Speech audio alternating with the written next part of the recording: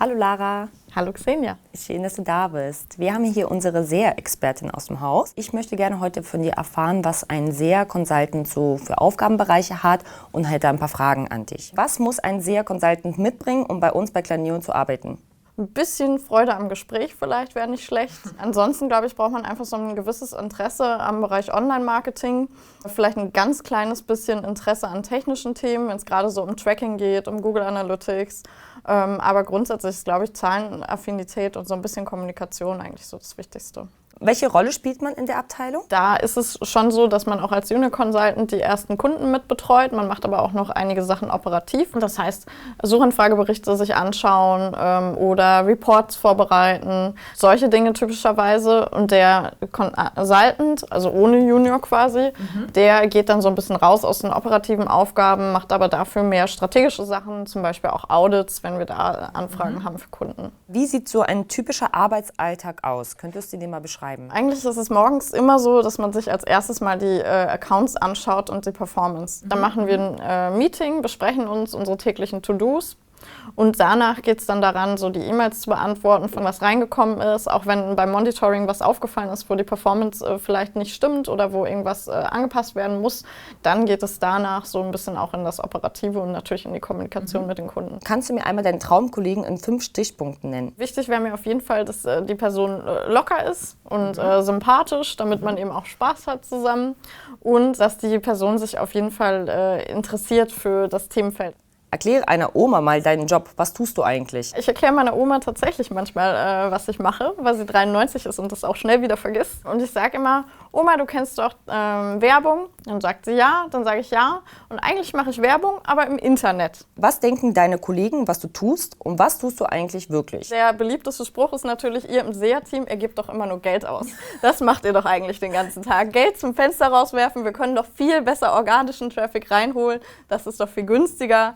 Genau, also ich glaube, Geld ausgeben, das ist auf jeden Fall das Klischee. Hast du denn eine Superkraft? Ich bin ganz gut darin, so Trends und Daten zu erkennen und mir eben eine riesige Tabelle anzugucken und da halt gleich zu sehen, was irgendwie wichtig ist. Ist auch was im Studium, immer wenn es um SPSS und Datenauswertung ging, haben immer meine ganzen Studienkollegen das an mich rübergeschoben. Dein Job wäre aber leichter, wenn...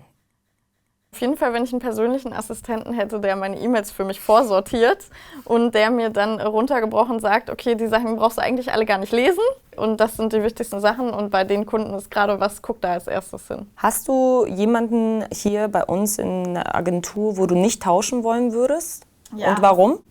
Auf jeden Fall das Content-Team, weil ich mich einfach nicht so gerne den ganzen Tag mit Texten befasse. Also es ist okay, mal einen Text zu schreiben, eine längere E-Mail, eine Analyse, eine Auswertung, ist alles in Ordnung.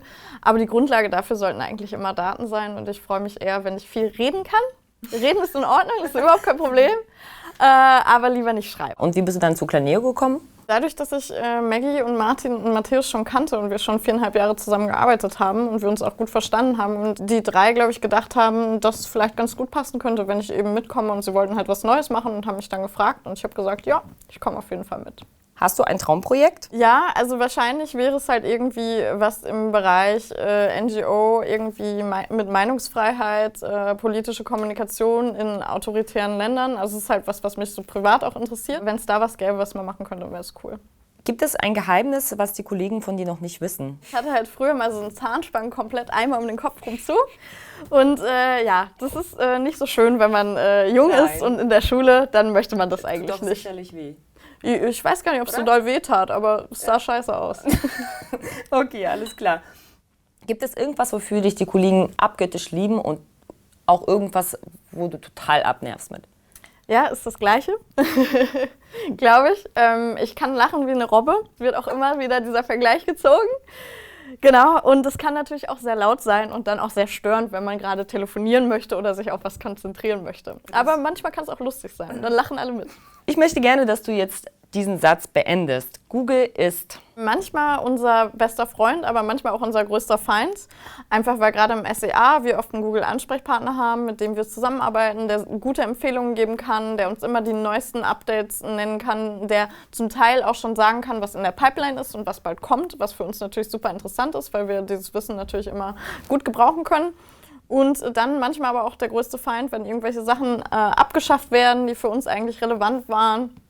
dann sind wir natürlich immer ein bisschen traurig. Das war's dann auch schon. Ich bedanke mich. Super, super toll. Antworten hast du uns gegeben. Ich hoffe, dass es auch hilfreich ist für jemanden, der sich für diese Stelle bei uns bewerben möchte und einen kleinen Einblick hatte. Und dann würde ich sagen, Feierabend und ein Bierchen. Sehr gut, machen wir so.